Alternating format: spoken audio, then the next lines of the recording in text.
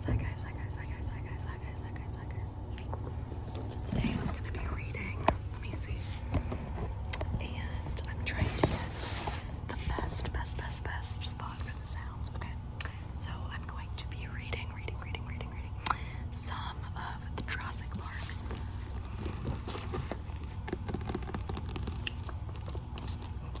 And we'll just see how it goes.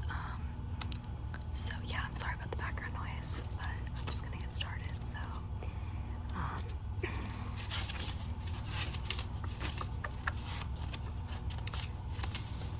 I'm probably gonna do these in like semi-short sections. Well, at least at first, and then if you guys like it, I can try to like make them longer. But I'm just gonna get right into it. So, prologue: the bite of the raptor. The tropical rain fell in drenching sheets, hammering the corrugated roof of the clinic building, roaring down the metal gutters, splashing on the ground in a torrent. Rebecca Carter sighed and stared out the window. From the clinic, she could hardly see what beach or the ocean beyond, cloaked in low fog. This wasn't what she had expected when she had come to the fishing village of Bahia Anasco on the west coast of Costa Rica to spend 2 months as a visiting physician. Bobby Carter had expected sun and relaxation after 2 grueling years of residency in emergency medicine at Michael Reese in Chicago. She had been in Bahia Anasco now for 3 weeks, and it had rained every day. Everything else was fine. She liked the isolation and the friendliness of its people. Costa Rica had one of the 20 best medical systems in the world, and even in this remote coastal village, the clinic was well maintained and amply supplied. Her paramedic, Manuel Aragon, was intelligent and well-trained. Bobby was able to practice a level of medicine equal to what she had practiced in Chicago. But the rain, the constant, unending rain. Across the examining room, Manuel cocked his head. "Listen," he said. "Believe me, I hear it," Bobby said. "No, listen." And then she caught it, another sound blended with the rain, a deeper rumble that built and emerged until it was clear. The rhythmic thumping of a helicopter. She thought, they can't be flying in weather like this. But the sound built steadily. And then the helicopter burst low. Through the ocean fog and roared overhead, circled and came back. She saw the helicopter swing back over the water near the fishing boats, then ease sideways to the rickety wooden dock and back towards the beach. It was looking for a place to land. It was a big-bellied Sikorsky with a blue stripe on the side with the words, "Incan Construction." That was the name of the construction company building a new resort on one of the offshore islands. The resort was said to be spectacular and very complicated. Many of the local people were employed in the construction, which had been going on for more than 2 years. Bobby could imagine it. One of those huge American resorts with swimming pools and tennis courts where guests could play and drink their daiquiris without having any contact with the real life of the country. Bobby wondered what was so urgent on that island that the helicopter would fly in this weather. Through the windshield, she saw the pilot exhale in relief as the helicopter settled onto the wet sand of the beach. Uniformed men jumped out and flung open the big side door. She heard frantic shouts in Spanish, and Manuel nudged her. They were calling for a doctor. 2 black crewmen carried a limp body toward her while a white man barked orders. The white man had a yellow slicker. Red hair appeared around the edges of his Mets baseball cap. "Is there a doctor here?" he called to her as he ran up. "I'm Dr. Carter," she said. Then rain fell in heavy drops, pounding her head and shoulders. The red-haired man frowned at her. She was wearing cut-off jeans and a tank top. She had a stethoscope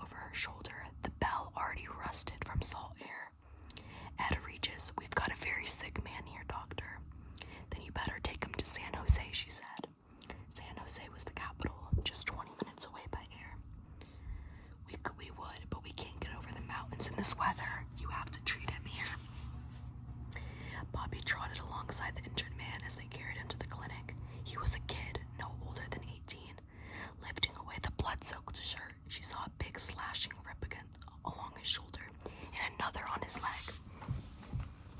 What happened to him? Construction accident, Ed shouted. He fell. One of the backhoes ran over him. The kid was pale, shivering, unconscious.